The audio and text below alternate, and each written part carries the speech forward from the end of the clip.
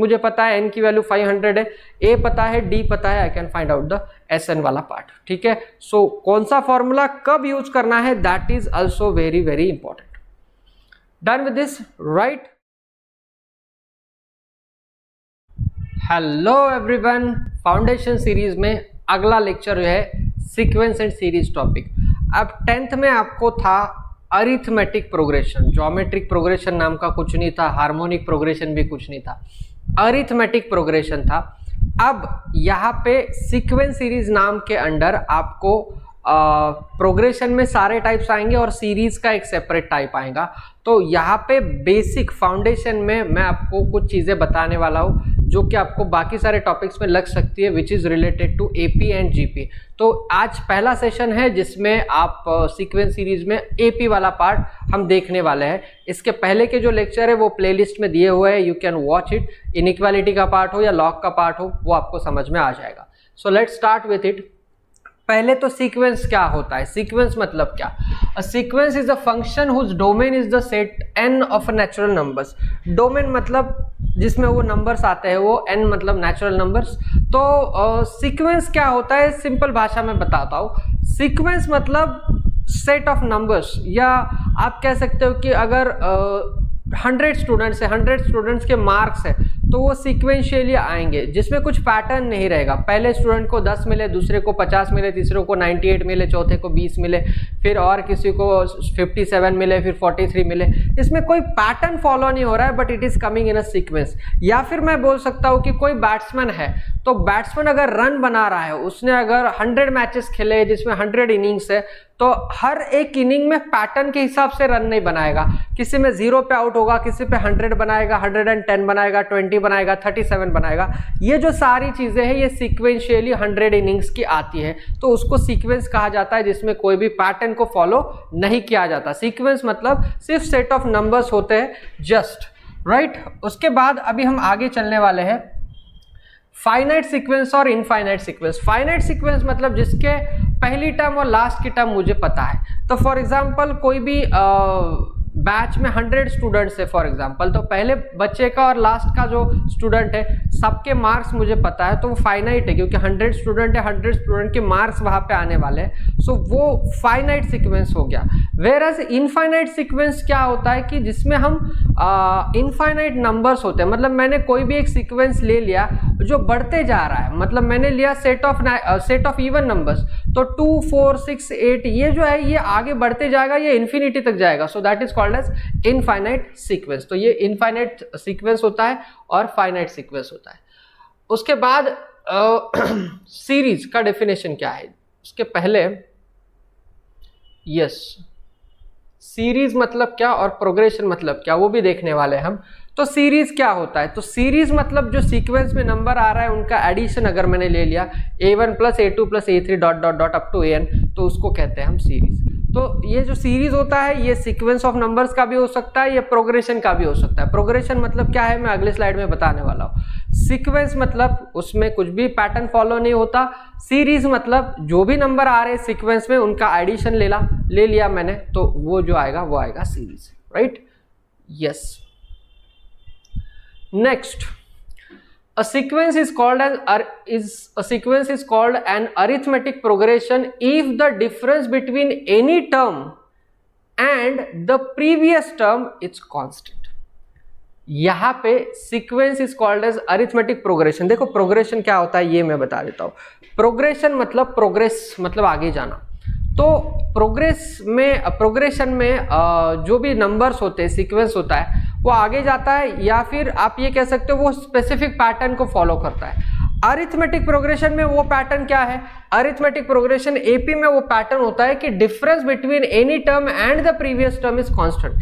Next term minus previous term, ये difference अगर constant होगा तो उसे हम कहते हैं arithmetic progression, that is AP कहते हैं उसको। तो यहाँ पे फर्स्ट टर्म a1 a है, constant difference is generally denoted by d, it is called as common difference. जो आपको पता है कॉमन डिफरेंस होता है।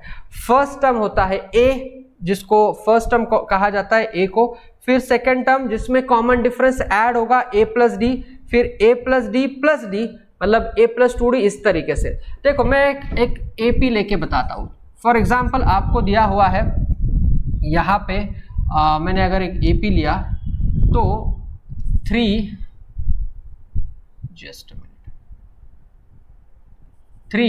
उसके बाद 7 उसके बाद 11 उसके बाद 15, तो A जो है ये 3 है और डिफरेंस जो आएगा, डिफरेंस आएगा 7 - 3 विच इज इक्वल टू 4। 7 - 3 4, तो कॉमन डिफरेंस 4 है। देखो ये 4 के डिफरेंस से आ रहा है, ये भी 4 के डिफरेंस से आ रहा है, ये भी 4 के डिफरेंस से आ रहा है, तो सेम डिफरेंस आ रहा है। सेम डिफरेंस मतलब ही कॉमन डिफरेंस होता है। तो पहला टर्म जो होता है, पहला टर्म होता है A और कॉमन डिफरेंस होता है D। अब यहाँ पे मजा देखो, यहाँ पे फर्स्ट टर्म A है, उसके बाद आ रहा है A2 equal to A plus D, A3 equal to A plus 2D। ठीक है, ऐसे ही आप आगे गए तो आपको पता चलेगा A4 equal to A plus 3D, A5 आएगा A प्लस 4D। ऐसे करते करते अगर मुझे A23 पूछा तो वो आएगा A प्लस 22D। क्या हो रहा है, टर्म का नंबर और D का कोएफिशिएंट, इसमें एक रिलेशन मिल रहा है मुझे। ठीक है, टर्म का नंबर ये 2 है, सेकेंड टर्म है तो कोएफिशिएंट 1 आ रहा है, थर्ड टर्म A3 है तो कोएफिशिएंट 2 आ रहा है, फोर्थ टर्म कोएफिशिएंट 3 आ रहा है, मतलब कोएफिशिएंट 1 से कम आ रहा है। फोर्थ टर्म में 3 आ रहा है, फिफ्थ टर्म में 4 आ रहा है, 23rd टर्म में आएगा 22। तो इसका मतलब जब आप आगे जाओगे तो ऐसा लास्ट टर्म जो आएगा, जो लास्ट टर्म होता है an। तो an में 1 से कम होगा, मतलब क्या आएगा, A plus n-1 into D। देखो सीक्वेंस सीरीज में ना एक फंडा याद रखना है कि कभी भी ये जो पैटर्न वाले क्वेश्चन होते हैं, पैटर्न वाले क्वेश्चन में हम लोग उसको सॉल्व करते वक्त बहुत बार नंबर लेके सॉल्व करते हैं। क्वेश्चन को सॉल्व करने का एक सिंपल फंडा बताने वाला हूँ कि क्वेश्चन जो सॉल्व करोगे आप AP के GP के आगे भी, तो बहुत सारे क्वेश्चन ऐसे आएंगे जिसमें आप डायरेक्ट वैल्यू डाल के क्वेश्चन सॉल्व कर सकते हो, जो कि आपको समझ में आ जाएगा कि किस तरीके से उसका आंसर जल्दी आता है, जिससे आपका टाइम बचता है। तो ये बहुत इंपॉर्टेंट है। उसके बाद ये जनरल टर्म मिलेगा, जनरल टर्म an, मैंने जैसे बताया कि कोएफिशिएंट 1 से कम होता है, an होगा तो ये आता है A plus n-1 into D। ये हो गया general term of AP, A plus n-1 into D। आगे चलते हैं, A plus n-1 into D। Choose well terms in AP दिया हुआ है। अब यहाँ पे मैंने जैसे अभी बताया, पहला टर्म A, दूसरा A प्लस D, तीसरा A प्लस 2D, चौथा A प्लस 3D। ऐसे करते करते हम आगे जा रहे हैं। तो मेरे को अगर 3 टर्म AP में पूछे तो मैं A plus D, A plus 2D भी ले सकता हूँ, लेकिन यहाँ पे कुछ अलग दिया है। देखो A माइनस D, A और A plus D when there are 3 terms, when there are 4 terms A minus 3D, A minus D, A plus D, A plus 3D, when there are 5 terms A minus 2D, A minus D, A plus D, A plus 2D। अगर मेरे पास AP है तो मैं A plus D, A plus 2D ले सकता हूं, फिर मैं ये क्यों ले रहा हूं, why this A minus D, A और A प्लस D ही क्यों, A plus D, A plus 2D क्यों नहीं। तो क्वेश्चन में क्या होता है, क्वेश्चन में आपको आएगा सम ऑफ टर्म्स। जब सम ऑफ टर्म्स का क्वेश्चन आता है और अगर मैंने ले लिए ये 3 A प्लस D और A प्लस 2D, तो इसका कुछ ना कुछ सम देंगे, तो मुझे A और D में सिर्फ एक रिलेशन मिलेगा, A और D में रिलेशन मिलेगा, वैल्यू नहीं मिलेगा। वेयर एज जब मैं ये वाले टर्म लूंगा उसमें A minus D plus A plus D, तो मेरा D कैंसिल हो रहा है, तो मुझे A की डायरेक्टली वैल्यू मिल रही है, A की डायरेक्टली वैल्यू मिल रही है। तो इसीलिए जब सम वाले क्वेश्चन आते हैं and when you have been asked to find 3 terms, 4 terms and 5 terms in AP, तो कंपल्सरीली ये वाले टर्म्स ही लेना है। For example the angles of triangle are in AP, ये मुझे दिया तो मैं डायरेक्टली ये वाला ले लूंगा। क्यों, क्योंकि मुझे पता है सारे ट्राइंगल के एंगल की एडिशन होती है 180 डिग्री, तो मैं डायरेक्टली इससे उसकी A की वैल्यू निकाल सकता हूँ, तो मेरे को पता चल जाएगा कि एक एंगल क्या आ रहा है, फिर दूसरी कंडीशन से मैं दूसरी वैल्यू निकाल सकता हूँ। तो ये बहुत आसान हो जाएगा जब आप ये वाले टर्म्स यूज करेंगे, इसलिए यहाँ पे मैंने लिखा है चूज वेल। ठीक है, आपको बहुत वाइजली चूज करना है टर्म्स को, जब आप चूज करोगे उसका इफेक्ट पड़ेगा आपके क्वेश्चन के ऊपर। ठीक है, सो ये वाला पार्ट था। उसके बाद आगे चलते हैं, इंपॉर्टेंट प्रॉपर्टीज ऑफ AP। ये दिया हुआ है कि अगर adding constant K to each term we get this, it is also AP। Then multiplying each term by non zero constant, it is also AP. फिर ये ए एन प्लस बी के format में आता है और A B C are in A P होगा तो 2b equal to A plus C. इसके लिए ना मैं एक एग्जाम्पल लेता हूँ, एग्जाम्पल लेके आपको बताता हूँ, ये काफ़ी ईजी लगेगा आपको। फॉर एग्जाम्पल मैंने यहाँ पे ले लिया ए पी ले लिया, एक ए पी में ले लिया मैंने समथिंग 2 5 8 11 14 17, 2 5 8 11 14 17। तो ये 3 का कॉमन डिफरेंस हर जगह पे दिखाई दे रहा है, ठीक है। A2 है और कॉमन डिफरेंस 3 है। अब उन्होंने बोला है कि किसी भी नंबर को ऐड करो या सब्ट्रैक्ट करो आपको AP मिलेगी। तो मैंने 1 ऐड किया, 1 ऐड करने के बाद ये आएगा 3, ये आएगा 6, ये आएगा 9 12 15 और 18, 3 6 9 12 15। जैसे ये वाला AP था 1 1 ऐड करके ये वाला भी मेरे को क्या मिलेगा, AP ही मिलेगा, AP ही मिलेगा। सो कोई भी सेम नंबर अगर मैं टर्म में ऐड कर रहा हूँ AP वाले तो मुझे AP ही मिलता है। That is the first property. Subtraction करने के बाद भी वही मिलेगा। उसके बाद सेकेंड वाला है कि मल्टीप्लाई अगर किया तो भी AP मिलेगा। तो मैं ऊपर वाले को 2 से मल्टीप्लाई करता हूँ तो ये आएगा 4, उसके बाद 10 16 22 28 34। चेक दिस, ये 6 का डिफरेंस आ गया अभी। तो 6 का डिफरेंस आ रहा है बट AP तो आ ही रहा है ना, मतलब सेम नंबर से मल्टीप्लाई किया ईच टर्म को फिर भी मुझे AP मिलेगा। ऐड करो सब्ट्रैक्ट करो AP, मल्टीप्लाई करो डिवाइड करो AP, सेम चीजें मिलती है। उसके बाद ये an प्लस बी के फॉर्मेट में आता है, वो आप वैल्यू डाल के चेक कर सकते हो कि ये n के कोएफिशिएंट के टर्म्स में मिलता है तो वो आ जाएगा। When ABC are in AP 2b equal to a plus c. Now ये फंडा याद रखना है आपको, ये फंडा याद रखना है।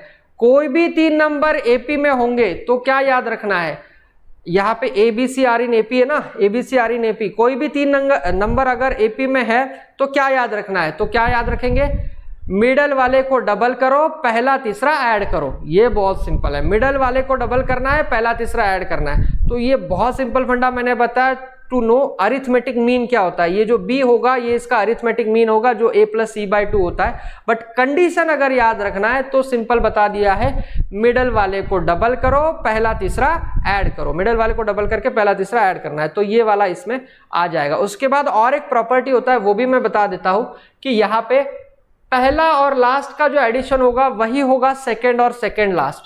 2 प्लस 17 19, 5 प्लस 14 19, 8 प्लस 11 19। ये सारे जो है ये 19 आ रहे हैं। मतलब आप जो भी AP लोगे उसमें अगर 50 टर्म भी हुए तो फर्स्ट और 50 वाले का जो एडिशन आएगा वही सेकेंड 49, थर्ड 47, ये इसी तरीके से आता है। सो ये एक प्रॉपर्टी है वो आपको याद रखना है, राइट। आई गेस यहाँ पे दिया हुआ है ये Sn इक्वल टू, अच्छा ये Sn का फॉर्मूला है। तो प्रॉपर्टीज वहां पे खत्म हो गए। Sn आ रहा है अभी नेक्स्ट। Sn मतलब sum to n terms, sum to n terms of AP, ठीक है। Sum to n terms of AP इन्होंने दिया हुआ है यहाँ पे। एक मिनट, तो यहाँ पे एक ये भी मैं बताने वाला हूँ आपको कि ये कैसे आता है। First term plus last term मिलके भी मेरे को ये मिल सकता है। देखो ये एनिमेशन से पता चल रहा है, sum Sn equal to n by 2 into first term plus last term. But उसके पहले मैं ये बता देता हूँ कि ये जो फॉर्मूला आता है वो किस तरीके से आता है। n by 2 into 2a1 plus n minus 1 into d, sum to n terms of AP। तो एक एग्जाम्पल लेके बता देता हूँ कि ये फॉर्मूला कैसे वर्क करेगा और आपको कैसे पता चलेगा। Sn का मतलब होता है सम टू n टर्म्स, मतलब अगर मैंने 1 लिया तो सम टू 1 टर्म, 2 लिया तो सम टू 2 टर्म्स, ठीक है। तो यहाँ पे ये 2 5 8 और 11 इतने लिए मैंने 4, तो AP में है। तो एडिशन हो गई 2 प्लस 5 7, 7 प्लस 8 15, 15 प्लस 11 26।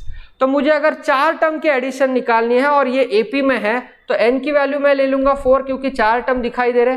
तो S4 बनेगा फॉर्मूला के हिसाब से is equal to 4 by 2 into 2a1 मतलब फर्स्ट टर्म 2 2 जा 4 प्लस 4 माइनस 1, 4 माइनस 1 होता है 3 और कॉमन डिफरेंस भी है 3। तो 4 बाई 2 होगा 2, 4 प्लस 3 3 जा 9, 9 plus 4 13। So what you are getting as 26। आपको 26 मिलने वाला है, 13 2 जा 26 मिल जाएगा।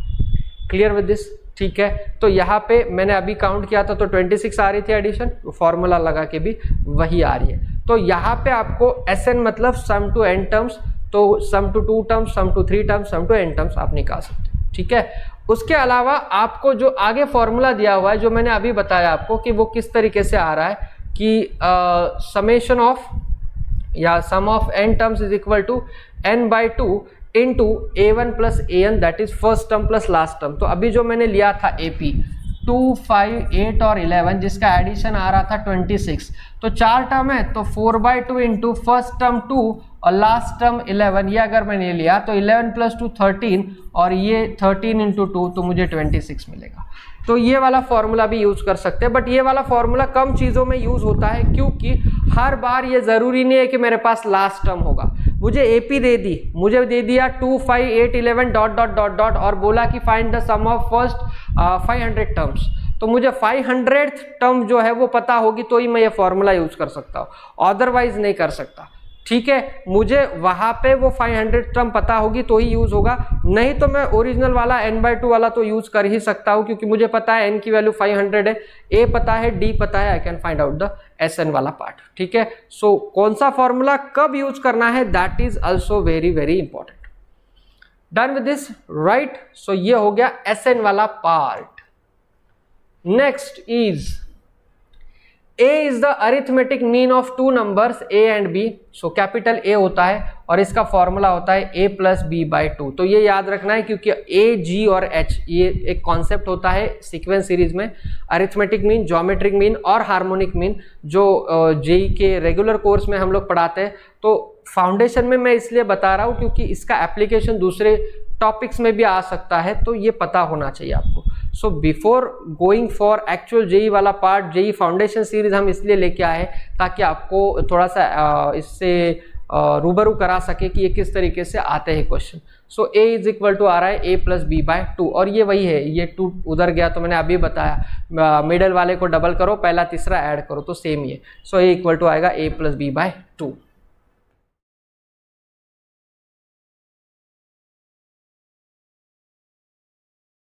ये वाला क्वेश्चन अभी हम सॉल्व करने वाला है, जिसमें आपको टर्म दिया हुआ है, सम ऑफ 4 टर्म्स दिया है और सम ऑफ 10 टर्म्स निकालना है हमको। तो वो किस तरीके से आने वाला है, अभी तक हमने जो फॉर्मूले यूज किए उसका यूज करके हम निकालने वाला है। नाउ सी टू इट, यहाँ पे 12th टर्म है तो A12 इक्वल टू मैं लूंगा -13, A12 -13, तो A12 होता है A प्लस 11D, मैंने फॉर्मूले के वक्त बताया था, nth term A plus n-1 into d, तो कोएफिशिएंट 1 से कम होता है, तो A plus 11D is equal to आएगा आपका -13। तो ये एक इक्वेशन बन गया, ये एक इक्वेशन बन गया। फिर बोला है sum of first 4 terms, 4 term के एडिशन 24 है, S4 equal to 24, S4 equal to 24। तो यहाँ पे S4 अगर 24 आ रहा है तो यहाँ पे आने वाला है, फॉर्मूला लगाएंगे 4/2 into 2A plus 4 - 1 3, 3D is equal to 24। तो ये आएगा 2 2 ज़ा 4 और ये 2, ये आएगा 12। सो ये आ रहा है 2A plus 3D equal to 12। ये मेरा सेकेंड इक्वेशन बना, ये मेरा सेकेंड इक्वेशन बना। Now A plus 11D equal to -13, A plus 11D इसको 2 से मल्टीप्लाई करेंगे इस इक्वेशन को, इसके साथ सॉल्व हो जाएगा। ये आएगा 2A plus 22D is equal to 2 से मल्टीप्लाई करके आ रहा है -26। तो माइनस माइनस प्लस, तो ये चला गया, 3 में से 22 गए, -19D इज इक्वल टू 38 आ रहा है। सो D मेरे को मिल रहा है -2, D आ रहा है -2। सो D की वैल्यू तो मिल गई, D की वैल्यू -2 मिली। D इक्वल टू -2 आने के बाद आप पहले इक्वेशन में डालो, तो A plus 11 into -2 is -22 equal to -13। तो A इक्वल टू आएगा -13 प्लस 22, मतलब आने वाला है 9। सो A की वैल्यू 9 मिली और D की वैल्यू मिल गई -2। अब हम आगे लेके जा रहे हैं इसको, मुझे पूछा है sum of first 10 terms. So S10 क्या आएगा, S10 is 10/2 into 2A, 2A मतलब 2 into 9 plus 10 - 1 9 into D is -2। सो आपका आंसर आएगा 10/2 मतलब 5, 18 और ये आएगा -18, 18 और -18 आ रहा है। सो आंसर आएगा 0 0, सम 0 आ रही है, ऐसा पॉसिबल है? यस इट इज पॉसिबल, क्योंकि कॉमन डिफरेंस जो है वो -2 है। पहला टर्म 9 होगा, फिर उसके बाद 9 से कम, फिर और कम, फिर और कम, ऐसे करते करते पहले देखो पहले 12th टर्म -13 दिया हुआ है, पहले 4 के एडिशन 24 है, ठीक है, 4 के एडिशन 24 है। तो आप आगे अगर चले गए तो देखो यार पहला टर्म 9 है ना, कॉमन डिफरेंस अगर -2 लिया तो 9 के बाद 7 आएगा, 5 आएगा और 3 आएगा, 9 + 7 16, 16 + 5 21, 21 + 3 24। तो 4 के एडिशन 24 तो करेक्ट आ रही है, राइट। और 10 के एडिशन पूछिए तो आप वेरीफाई कर सकते हो वैल्यू लेके आपका आंसर 0 आ रहा है कि नहीं। ये 3 हो गया, फिर 2 से कम करो 1, फिर आएगा -2, फिर आएगा -4, फिर आएगा -6, 4 और 4 8 टर्म हो गए, फिर आएगा -8 और फिर आएगा -10। तो यहाँ तक आ गई थी 24, यहाँ तक आ गया 25। इसको ऐड करो, 6 और 6 12 और 8 12 और 8 20, 20 और 10 30 हो रही है। 1 2 3 4 5 9 7 5 3 1, ये -1 होगा, सॉरी -1 -3 -5 -7 और -9। तो सबको ऐड किया मैंने तो मुझे 0 ही मिलने वाला है।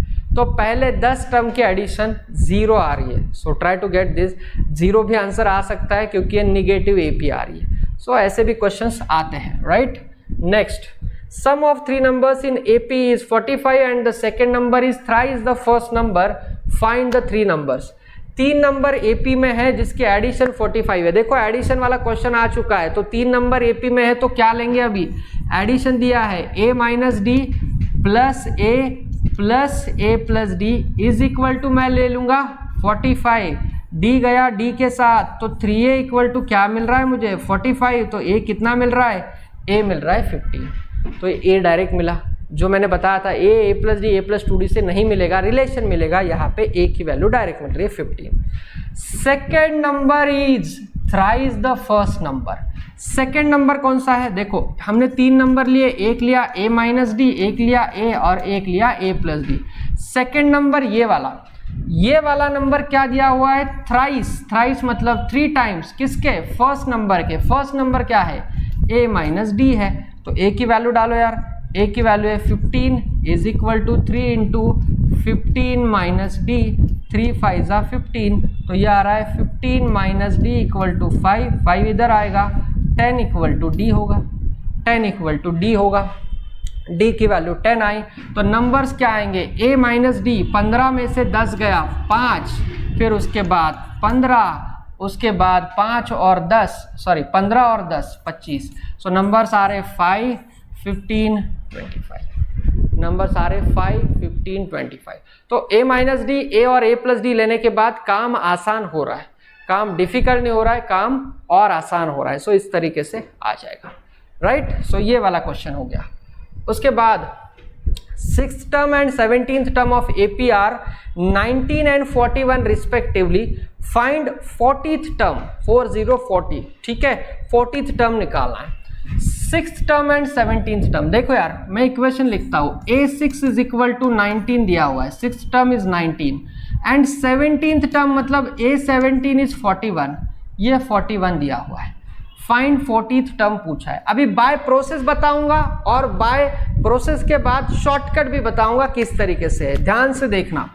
A6 मतलब अभी थोड़ी देर पहले बताया था A + 5D जो होता है 19 और A + 16D आएगा जो होता है 41। तो ये तो डायरेक्टली सॉल्व होगा, माइनस माइनस माइनस A चला गया, 5 में से 16 गए, -11D, ये आता है -22, तो D की वैल्यू आएगी 2, D की वैल्यू 2। ये साइमल्टेनियस इक्वेशन आप 10th में 9th में पढ़ चुके हो already, so you can get this easily. So D = 2 आएगा, D = 2 वैल्यू इसमें सब्सटीट्यूट करो, क्या आएगा, A + 10, 5 × 2 10, A + 10 = 19, तो A = क्या मिलेगा, 9 मिलेगा, A = 9 मिलेगा। सो मेरा आंसर आने वाला है अभी कि 40th टर्म क्या आएगा। सो A40 = होता है A + 39D, सो A की वैल्यू 9 और 39 × D की वैल्यू 2, 78 + 9, मेरा आंसर आ रहा है 87। 78 + 9 आंसर आ रहा है 87। तो ये वाला क्वेश्चन ऐसे भी आप सॉल्व कर सकते हो। अभी मैं दूसरी एक मेथड बताऊंगा। यहाँ पे आपको दिख रहा है कि A6 और A17 है। A6 = 19 और A17 = 41। टर्म में कितने का डिफरेंस है? 11 का। ये 6 है, ये 17 है, 6 और 17, तो 11 का डिफरेंस है। टर्म नंबर में 11 का डिफरेंस है। वैल्यू में कितने का डिफरेंस है? 22 का डिफरेंस। टर्म के नंबर में 11 का डिफरेंस, वैल्यू में 22 का डिफरेंस। इधर 11 इधर 22, मतलब 11 टर्म 22 के डिफरेंस से आ रहे हैं। मतलब एक टर्म कितने के डिफरेंस से आएगा? 2 के डिफरेंस से आएगा। एक टर्म 2 के डिफरेंस से आएगा। अब ये तो पता चल गया। अब मुझे A17 पता है, आगे A40 निकालना है, तो A40 आएगा। अब यहाँ पे 11 का डिफरेंस था, यही डिफरेंस इधर 23 का हो गया। 17 और 40, 17 और 40 में 23 का डिफरेंस। ये 11 का डबल 22, तो 23 का डबल कितना होगा? 46। ठीक है, 11 का डबल 22, ये 23 का डबल 46। तो यहाँ पे 46 ऐड करके मुझे वैल्यू मिल जाएगी, क्योंकि 19 में 22 ऐड किए तो मुझे क्या मिल रहा था? 41। 19 में 22 ऐड किए तो 41, तो 41 में 46 ऐड करो यार, क्या मिलेगा? 87। जो 87 मुझे मिल चुका है। तो इतना सॉल्व करने की जरूरत नहीं थी यार, ये तो डायरेक्ट आ रहा है। ये है आम जिंदगी, ये है मेंटोस जिंदगी। तो ये मैं हमेशा बताता हूँ कि आम जिंदगी और मेंटोस जिंदगी क्या है। तो आप आसानी से कुछ जगह पे शॉर्टकट लगा सकते हो, और वो जो शॉर्टकट आप लगाओगे वो आपको पता चल जाएगा कि उसमें टाइम कितना बच रहा है। सो ये क्वेश्चन मैंने दोनों तरीके से आपको बताया, जो आपको समझ में आया होगा। आगे चलते हैं। How many number of 2 digits are divisible by 3? 2 digit वाले कितने नंबर 3 से डिविजिबल है? अब 2 डिजिट वाले कितने नंबर ऐसे हैं जो 3 से डिविजिबल है? देखते हैं, चलो। तो पहला नंबर क्या होगा? 2 डिजिट वाला पहला नंबर होता है 10, लेकिन 10 3 से डिविजिबल है क्या? नहीं। उसके बाद होता है 11, नहीं। उसके बाद होता है 12, तो 12 होगा डिविजिबल, 12 डिविजिबल होगा। सो ए इज इक्वल टू कितना आया? 12 आया। अब an मतलब लास्ट भी नंबर हम पता कर सकते हैं, जो कि 2 डिजिट का है और डिविजिबल बाई 3 है।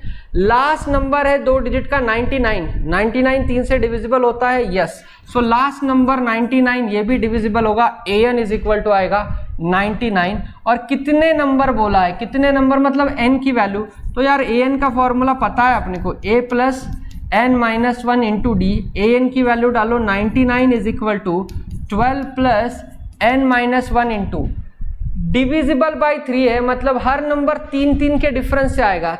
12 आया, 15, 18, 21 इस तरीके से। सो कॉमन डिफरेंस 3 आएगा। ये इधर जाके सब्ट्रैक्ट होगा, यह आएगा 87 equal to 3 in bracket n-1, यह आएगा 29। सो n-1 equal to 29, n equal to कितना आ रहा है?